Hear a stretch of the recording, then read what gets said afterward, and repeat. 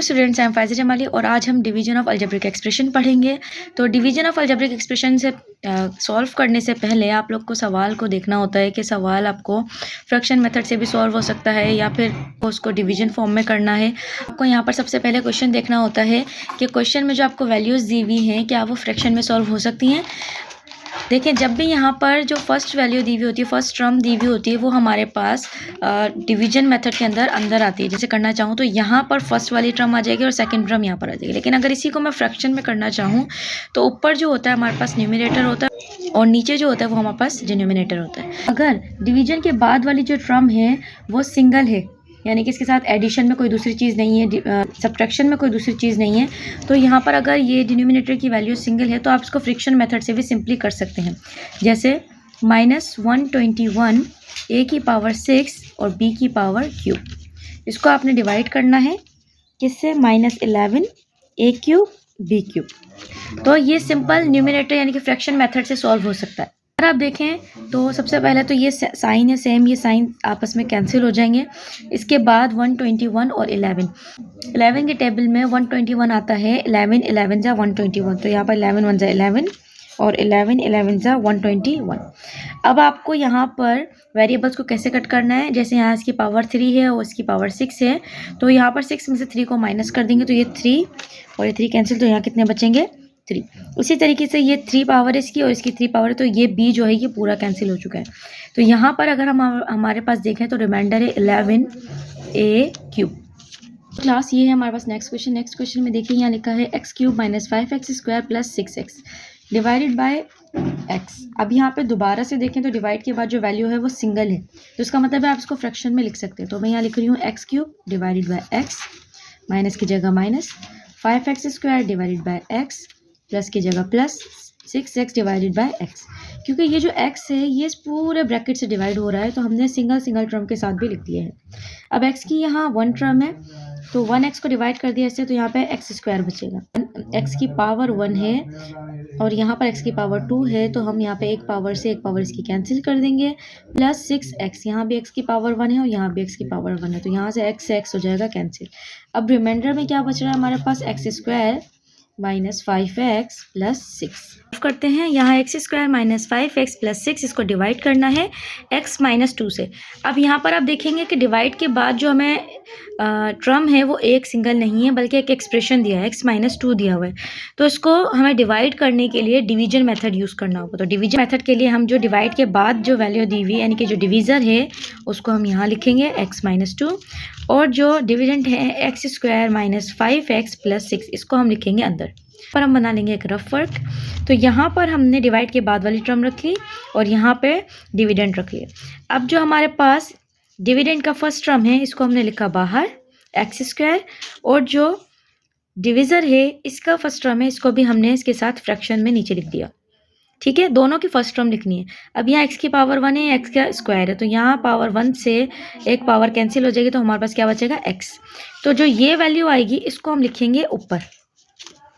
इसको हमने ऊपर लिखी। ऊपर लिखने के बाद क्या करेंगे कि इसको मल्टीप्लाई करेंगे x माइनस 2, यानी कि जो ये एक्सप्रेशन हमने यहाँ लिखा है इससे मल्टीप्लाई करेंगे। जब हम x को x से मल्टीप्लाई करेंगे x स्क्वायर, यहाँ पे साइन आ रहा है बीच में तो प्लस माइनस माइनस, x को 2 से करेंगे तो बन जाएगा 2x। अब यहाँ पे सब्ट्रैक्ट करने के लिए हम इसके साइन चेंज करेंगे, ये पॉजिटिव ही हो जाएगा नेगेटिव और ये नेगेटिव ही हो जाएगा पॉजिटिव।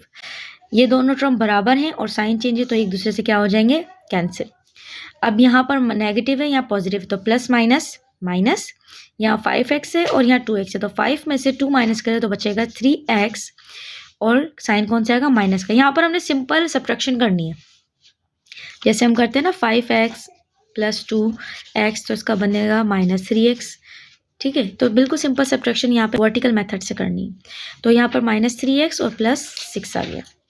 ठीक है, अब हमारे पास जो नीचे रिमाइंडर है ये है माइनस 3x, तो माइनस 3x को हमने लिखा यहाँ, और यहाँ पर डिवीज़र का जो फर्स्ट टर्म है वो हमने इसके नीचे फ्रैक्शन में लिख दी। तो यहाँ x की पावर 1 यहाँ x की पावर 1, तो x से x कैंसिल, तो हमारे पास क्या बचा, -3। अब इस -3 को हमने लिखना है ऊपर, -3। अब इस -3 को इसके सैम्पल के साथ इससे भी मल्टीप्लाई कराना है और इससे भी मल्टीप्लाई कराना है। तो -3 को जब x से मल्टीप्लाई करेंगे तो बनेगा -3x plus minus minus plus 3 2 जा 6। क्योंकि हमें सब्ट्रैक्ट कराना होता है डिवीजन में यहाँ पर, तो यहाँ पे नेगेटिव है ये हो जाएगा पॉजिटिव, और ये पॉजिटिव है ये हो जाएगा नेगेटिव। तो यहाँ पे टर्म बराबर है, साइन चेंज है तो ये कैंसिल, और यहाँ पर भी दोनों कांस्टेंट बराबर है और साइन चेंज है तो हो जाएगा कैंसिल। तो रिमाइंडर क्या बचा हमारे पास 0। तो अब इसका आंसर हमारे पास क्या आया, ये है हमारे पास इसका क्वेश्चन यानी कि इसका आंसर। तो हमारे पास इसका आंसर आ रहा है x-3।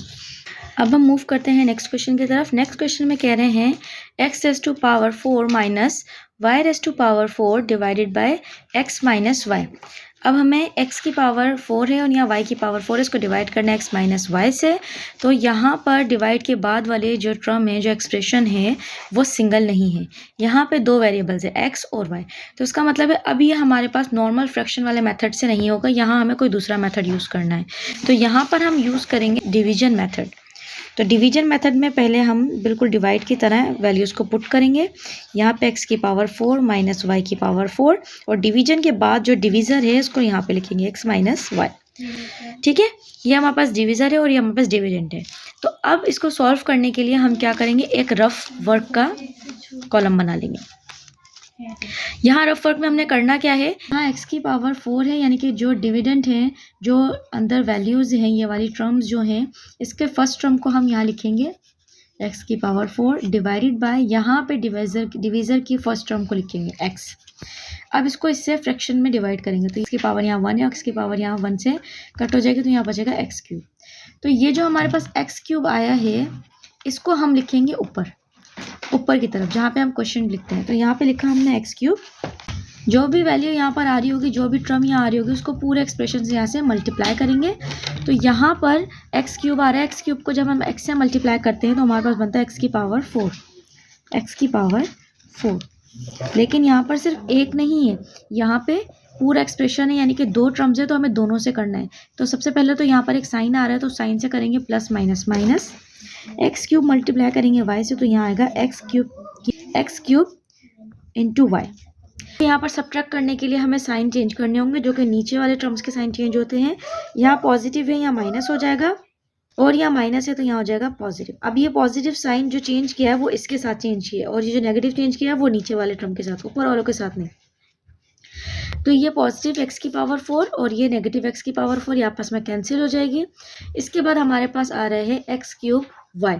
अच्छा, अब यहाँ पे x3 y क्यों लिखेंगे, इसलिए लिखेंगे क्योंकि x की पावर 4 है, तो उसके बाद हमारे पास जो है x की पावर 4 है, तो हमारे पास नेक्स्ट में आएगी x3 और उसके बाद आएगा x², देन उसके बाद आएगा x। तो यहाँ पर पहले हम लिख लेंगे x3 और यहाँ y क्योंकि पॉजिटिव टर्म है, और ऊपर क्या बचा हमारे पास एक वैल्यू माइनस y की पावर 4।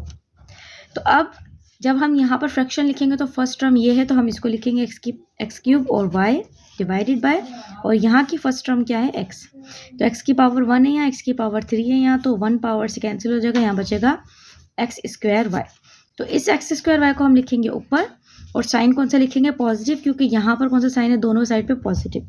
तो हम लिखेंगे प्लस x² y।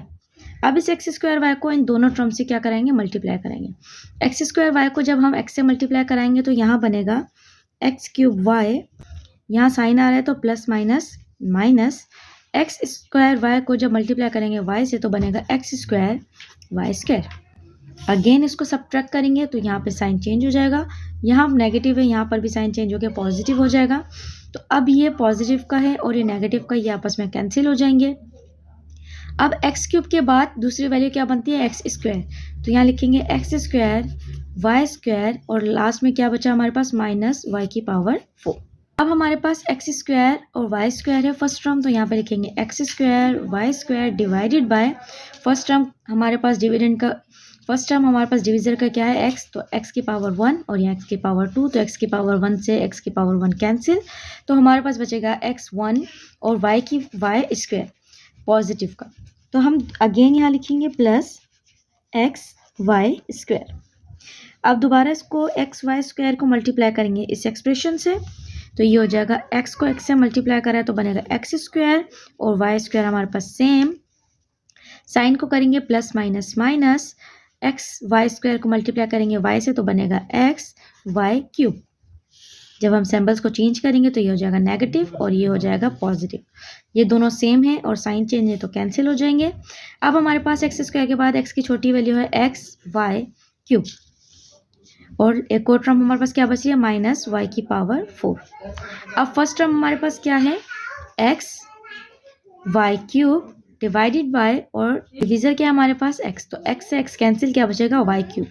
तो मैं यहाँ लिखूंगी अब ऊपर plus y cube. Y cube को जब एक्स से मल्टीप्लाई करेंगे तो यहाँ बचेगा x y cube. Y cube को जब हम वाई से मल्टीप्लाई करेंगे तो यहाँ बनेगा वाई की पावर 4। अब इन साइन को चेंज करेंगे, पॉजिटिव हो जाएगा नेगेटिव और ये नेगेटिव हो जाएगा पॉजिटिव। ये दोनों साइन चेंज है और वैल्यूज बराबर है तो कैंसिल।